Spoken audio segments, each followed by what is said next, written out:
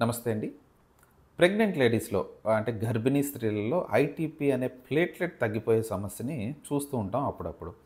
వీళ్ళలో ఏమవుతుందంటే రొటీన్‌గా గైనకాలజిస్ట్ దగ్గరికెళ్ళి బ్లడ్ టెస్ట్ చేయించుకునేటప్పుడు platelets haemoglobin, white blood cells నార్మల్‌గానే ఉంటాయి. కానీ ప్లేట్‌లెట్స్ తగ్గుతూ ఉంటాయన్నమాట.